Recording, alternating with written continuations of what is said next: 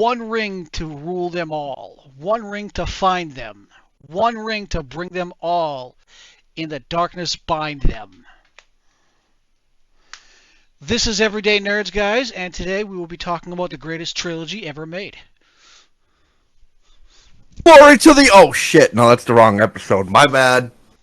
Wrong fucking franchise. Wrong episode, too, because that's anime. We're not talking... Anyway! We are talking Lord of the Rings Fellowship. Of the Ring. You're going to finish that full fucking title, I'm going to plant my foot in your ass. Yep, we're talking Fellowship. Fellowship of the Ring. You're going to say it right. You're going to say it right fucking now. Or I'm going to plant my foot so far in your ass I can see it through your throat. Anyways, guys. You're right. Anyway, because, you know, this asshole. So, I'm the TheAnimeShogun. The co-host that you're hearing that can't even say the fucking title right is... I am Globaloutcast, the one and only, the beautiful... And an asshole. Yeah, beautiful. Fucking get bent. Alright, so, first things first. How far did you make? Did you finish the full movie? I finished the entire movie yesterday before I passed out, yes. Alright, you said you watched which one? The extended version or no? Yes, the extended version. Okay, because I'm going to be bringing up points from the books, too, that didn't make it to the movie. I read the books. Well, technically listened to them on audiobook, the unabridged versions, yes. Okay, yeah, there's some things... I lost the first book, so I kind of brought up, or I pulled up essentially like the bullet points I'm going to be covering. Yeah. So, that being said, what was the first thing that caught your eye in the movie? Not the books right now, the movie. The movie? Like, give me one moment that's probably like your hallmark moment, the one moment to rule them all. No, I'm just kidding, but the one moment that kind of set everything in motion for you, or was like the number one moment in the movie for you. After the dude tries to take the ring from Frodo... Boromir? Yeah, thank you. I can't remember his name. Boromir. When Boromir tried to take the ring from Frodo, and you realize what he did, and then he sacrifices himself and tries to defeat them. And he Give me the ring. Fucking champ. And he goes out like a fucking champ. And then Aragorn takes one of his arm guards and wears it throughout the rest of the movie. Yeah, those are called bracers. He basically wears both of the Gondor bracers. Yep. Just goes out like Boromir went out like a fucking champ. I believe 4 or 5 arrows is what essentially it took to kill him. Yeah, he went out like a fucking champ. Also, fun fact: the guy who played Boromir was so afraid of heights and helicopters that instead of taking the helicopter up to the Sean Bean, that's the actor who plays Boromir, Sean Bean. Yeah, he trailed his happy ass all the way up from the base of the mountain to the location because he did not want to ride in a helicopter to get there. He was afraid of heights. Right. I believe he also has it in his contract where he always dies. Any character he plays, I think, dies within the first movie or the first set of whatever franchise he's in. Because he died. He was the first one essentially killed in Lord of the Rings. Mm-hmm. Game of Thrones, he died in like the first season. Died at the end of the first season, yep. So I wonder if it's in his contract to literally be killed off at the beginning of like some sort of franchise. Either that or they just love fucking with him. I don't know. But, so, okay. So for me, I think it's the moment I like is actually shortly after that scene. Okay. And it's when Frodo is up at like some sort of like ruin. Mm-hmm. And Aragorn shows up and he's like, "Where is the ring?" And Frodo's all freaked out. And Aragorn just looks down, sees his sword, Sting, of course, turn blue, and he's like, "Run, Frodo, run. I cannot go with you, but run." Yep. He just walks out with the broadsword like a bat, and he swings it up to his face and just kind of holds it there. And he just, that like slow motion of him bringing the sword up to his face, and then he's walking and he is just cutting down urukai after urukai after urukai. Yep. But now we're like midway in the movie. First thing I want to bring up for uh, anybody who's big with the books, key note to keep in mind is hobbits love birthday parties. That they do. And I believe it's with the hobbits that there's an importance of mushrooms, which is noted. Yeah. Yeah, it is noted with fucking Pippin and Pippin. Right. Merry and Now, Pippin. I'm going to bring up one of your, I think he's your favorite character. I'm going to bring up something that I don't think was actually made it to the movie. What's that? Tom Bombadil. Yep, by far one of my favorite characters, Tom Bombadil. I wish they would have made they put him in the movie because in the Hey, books, you shut the fuck up long enough for me to get to the fucking point here? eat me. So, here's some things that, for people who watch the movies but didn't read the books, that they don't know is Tom Bombadil loves to sing. Yeah, he's also one of J.R.R. Tolkien's one of his first characters he created. Right.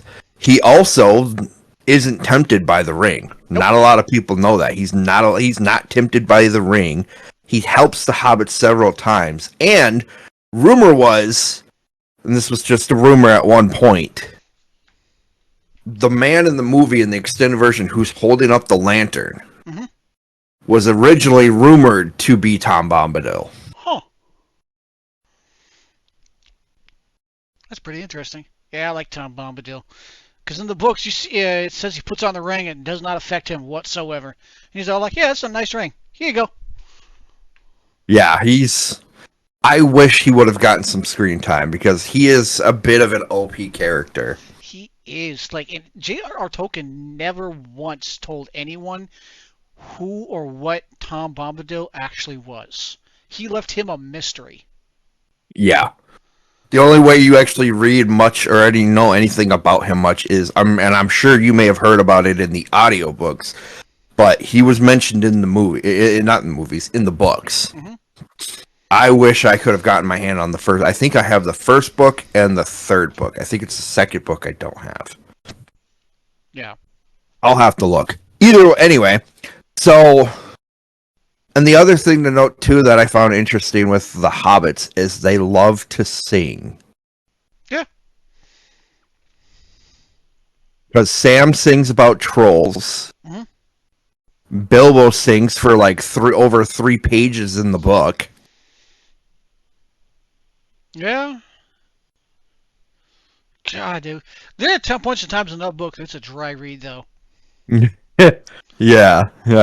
Now, here's an interesting fact for you. Who, you remember in the movie who picked up Frodo? At which Right? part? The elf. Yep, I remember her. You know in the book originally it wasn't her. Okay. In the book it's Glorfindel. Okay.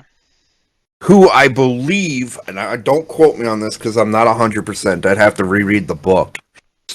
I don't know if so. In the movie, I think at the end of the third movie, he's the one in white robes that's standing next to Elrond. I think. I'm not 100% because I'd have to like reread the book and then rewatch the movie and then kind of do that comparison. Okay.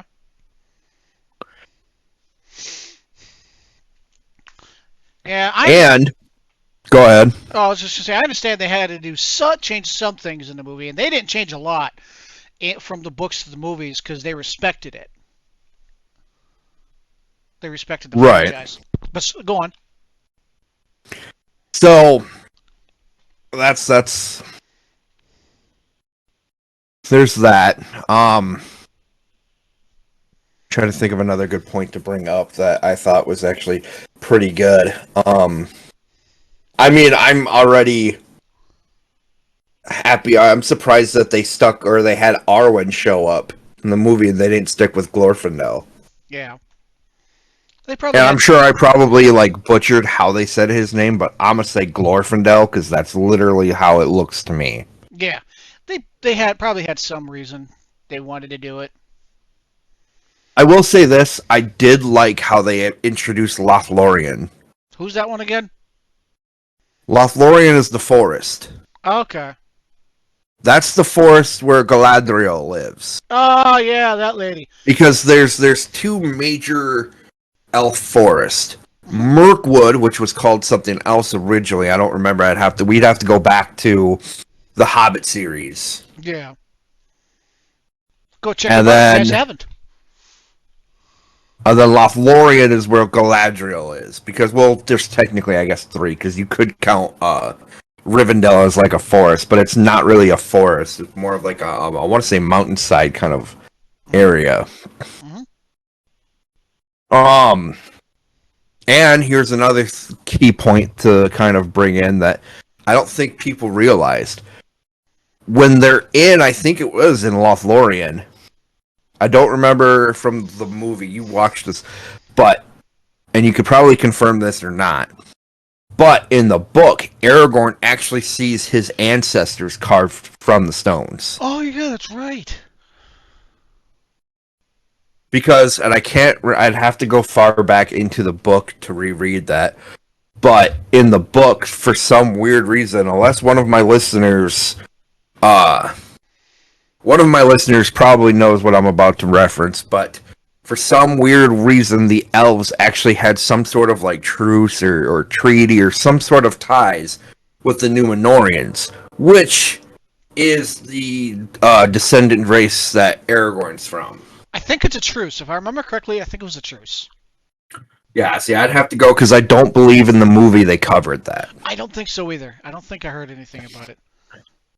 Now, with my key points essentially kind of being done that I've covered from the book. I mean, there are some other things, but they are in the movie, so I'm kind of staying done with that. Hmm. That being said, there are other things that I did enjoy from the movie that I believe also were in the book, or, vice versa, if you want to get super technical about it. Yeah. The first one is when they try to make their way to Moria. Okay. Yep. Yep. Yep. And they're literally walking through I don't want to say a canyon or a crevice, but they're literally going through, I think, a snowstorm Hmm. while there's lightning, and you hear chanting in the background, which is Saruman. Yeah. And you hear, and literally Gandalf and Saruman are having like a chanting battle. That I thought was pretty dope. But when they got to the actual door of Moria, and they're trying to figure it out, and Frodo's like, "What's the Elvish word for friend?" And you just hear Gandalf say "Melon," Yep. I and the remember door that. opens. Then the giant, I don't remember what they called it, but it's like a kraken beast. That's the guardian of the gate He was like a of squid type of Moria. creature. Yeah. Yeah, that's why I said kraken, because he's kind of like an octopus-like creature. Yeah. And I don't remember if they called him a kraken or not. But he is the guardian of the gate to Moria, which, funny enough, is actually the home to the Lord Balin, Okay. who is, I believe, Gimli's cousin. Yeah. I remember Because they're all correctly. sons of Durin, Yeah. which is, I think, the one dwarf. If I remember Not correct. like not like that one guy, but I believe he was like the first dwarf, Yeah. If I and they remember. were all like literally the sons of him. Yeah. If I remember correctly, in the Hobbit movie, he was the young pup. Yeah, he's the one that had the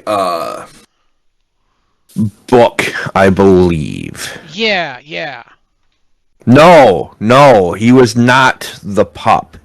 Balin was not the young one with the like the book and everything. That wasn't Balin. Balin Oh. was the elderly one. Oh yeah, that's right. Balin was the one that told Frodo, or not Frodo, but Bilbo, you need to leave. You need to go. He was like the one elderly gentleman that was in the group. Yeah, if I remember correctly, the young pup was the one with the book was Gimli's cousin. Well, they're all related to Gimli. Like he's his father was Gloin, who was in the same party as Balin. So Yeah, I think they all kind of swore brotherhood, which made Balin Gimli's cousin. yeah, yeah. So I have a question for you. Uh, go for it. What's your favorite line in the first one? Because I already know mine. Oh, let's hear yours then. My Make sure we're not going to say the same one, you fuck.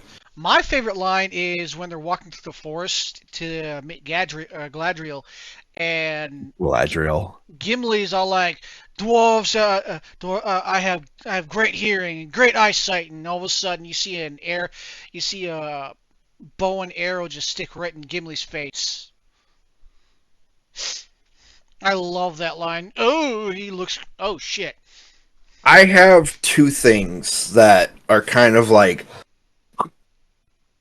I don't necessarily have one, but I do have like two that I'll mention right now because the first one I liked was again when Frodo was at the ruin Yep. and Aragorn's like, and it was towards the end of the movie, but Aragorn's like, I cannot go with you, Yeah. and he sees the sword. He's literally yelling at Frodo to run, and he walks, and then he makes his little chant to Isildur. Yep. Like I love it when he does his kind of Isildur's air kind of chant, and I love when he shouts out Elendil because it's like a war cry. Yeah. But those are good ones, and that's by far like my number one moment in the end of the movie. But two of mine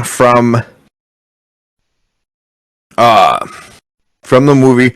The first one is from Gandalf. Well, both of them are from Gandalf. The first one is, "We must face the long dark of Moria. Be on your guard. There are older and fouler things than orcs in the deep places of the world." Yep. And that being reference to The the Balrog. Balrog. Oh, yeah. Get you hard just thinking about him. And then, what was it? I gotta look it up because it's the scene when they finally meet Balin, when they're at Balin's tomb. Okay. Well, while you're looking it up, my second favorite line is in the beginning of the movie when Gandalf looks at Frodo and he goes, "A wizard is neither late nor is early. He arrives precisely when he means to." The very beginning. Yep, I got it pulled up right now. So he gives his staff to Pippin, and this is around the time when Pippin knocks over the skeleton that brings them all in. Yep. And I like Gimli's actual dwarven chant for his chanting about Balin because he believed Balin was alive still, and Balin was killed by the goblins of Moria. Yep. And at that point, Legolas looks at Aragorn. He's like, "We must move on. We cannot linger," because he knows what's going to happen. He knows they've basically been watching them from the start. But then when Gandalf starts reading, they have taken the bridge and the second hall. We have barred the gates, but cannot hold them for long. The ground shakes. Drums in the deep. Oh yeah, that's We right. cannot get out. A shadow moves in the dark. We cannot get out. And then there's just a little bit of a pause. They are coming. Oh yeah, that's right. That one. Yeah, it's literally the start of the scene to the Balrog Yep. because that part I like it how he's reading it and it's just got such a immense kind of darkness to it. Yeah, I'm Yep. sure our viewers are gonna be like, "Damn, this anime Shogun's guy is a pretty dark fucking dude." You're damn right, but nonetheless, I like how if you listen carefully, you can kind of feel, or you can kind of like, yeah, if you listen closely, you can kind of feel that suspense as Gandalf starts reading. And I believe it's I don't remember correctly if that was Balin's book or if it was a different book. Yeah. But as he's reading it, and he's literally reading their entry of, we have barred the gates and we cannot hold them from, the ground shakes, meaning that the goblins have somehow managed to summon the Balrog. Yeah. I thought was just epic and awesome, even though it's actually just a troll. Yeah. That fight, But you that entire fight scene with that troll was amazing too. well, yeah, just this the immense like suspense behind Gandalf reading, and then Pippin just kills the moment by turning around and knocking the skeleton down. But then you hear the goblins' weird little sounds, and you hear the drums in the deep again, like Gandalf read in the book.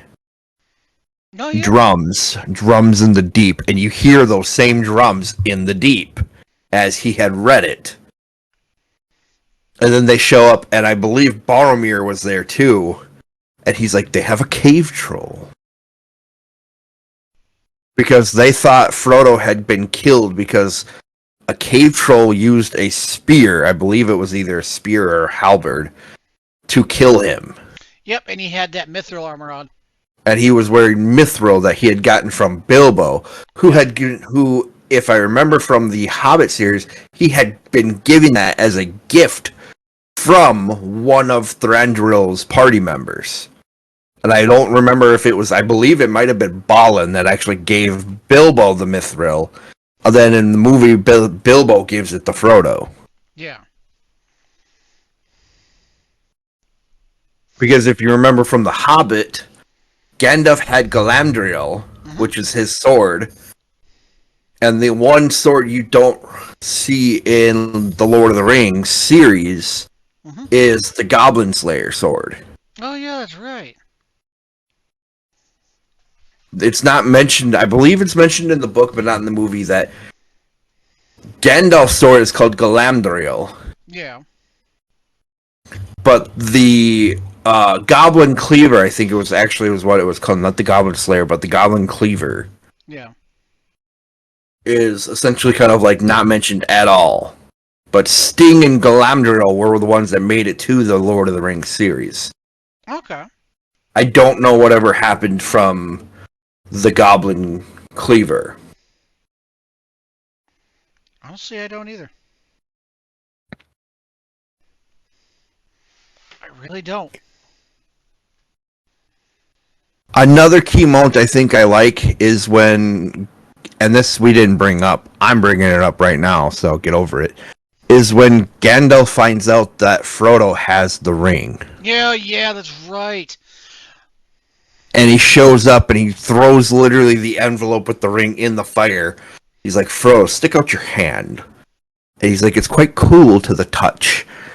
And Frodo's, inspecting. He's like, there's some weird markings. And Gandalf's like, I will not utter those words here. Yeah. And the fact that, like, throughout the first one, I believe it's from when they're in the Shire at Frodo's home, or it's when they're at the council in Rivendell, Gandalf uses the black speech. Yep. And just the immense power you feel from that. Oh my god. I wish I kind of wish they would have went a little bit more in depth and a little bit more lore and went more into it with the wizards and the words of power. Yeah, Because cool.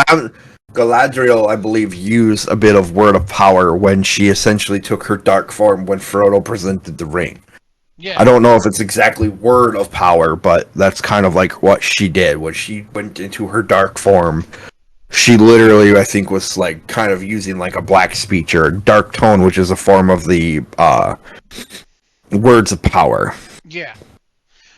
Also, fun fact for all the movie listeners that didn't read the books: in the books, Frodo didn't take off like a bat out of hell almost right away. It took them almost a year to take off and start their journey from the Shire. Right. Fun little fact for those movie only watchers and that didn't read the books. So yeah. I'm doing it. So yeah, it's. I It totally was agree. definitely like, Go on. and then the other thing I do want to laugh at is their love of the pipeweed. Yeah. And how even Saruman, before he became Dark Saruman, before he became Saruman the White, even though he was already Saruman the White, but before he kind of went all that far, Yep. it's funny how he's like, your love for the halfling's weed has clouded your mind. Yeah. I love Mary and Pippin. They're two of my favorite characters in the first one. Well, you know what's really funny, right? What's that? Peregrine, Peregrine Took and Mariotic Brandybuck, Yep. Merry and Pippin, Yep. are actually, I believe, distant cousins to, because you don't really hear much of it mentioned in the movie, but believe it or not, Merry and Pippin are actually, and you do hear, I believe it's Merry who makes the, no, it's Pippin. Pippin mentions it in Bree Hmm. that they are related to Frodo. Yeah, they all are pretty much. If I remember correctly in the books. Except for Samwise, because Samwise Gamgee is, I believe, from a different family tree. But even without reading the books, if you pay attention in the Fellowship and if you pay attention in the very beginning of The Hobbit, Peregrine Took and Mariotic Brandybuck, both those last names are from Bilbo's family tree too. Yeah. Because I believe he was, like, I don't want to say half Took, half Brandybuck, but basically he has Took and Brandybuck blood running through him. Yeah.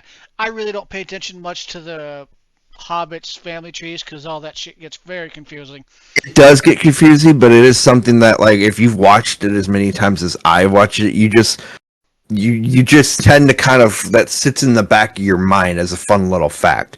The other fun fact to actually know is, um, believe it or not, and I have to pull up his name because it's escaping me, Okay. Well, but that's why? right. What's that? So, they don't really mention it, but did you know, and this is a fun little fact here, as we've got a little bit of time left, Hmm. that you remember when Frodo got stabbed by the Morgul knife? I remember that. Yep. You remember how that was by a ringwraith, right? Hmm. Or a Nazgul? Hmm. Did you actually know that that wasn't just your average Nazgul? Who was it? That was the Witch King of Agmar, Huh. the Lord of the Nazgul. Huh. I think I remember hearing you talk about that one time. Yes, because it's the one thing that's not exactly mentioned, but I love knowing that because you've got the nine. Yep. Then you've got essentially, like, I believe it's the one of nine who is the lord of them, Yep. who's kind of like their head guy. Hmm. That is the Witch King of Agmar. Yep. So in reality, there's like 8 ring lords or ring race, and then there is the one lord of them who's like, I want to say he's like a second or third hand Hmm. to Sauron. Yeah. Because there's not an actual, he's not the second hand, because in the extended version, and we'll bring this up in the third one, you actually find out Sauron's second hand. Okay. And if I remember correctly, and this might have been from one of the games, or from somebody I was talking to about this, Sauron has essentially like a right and left hand general. Yeah. The first one is called the Mouth of Sauron, which we will get into in our third episode. Hmm.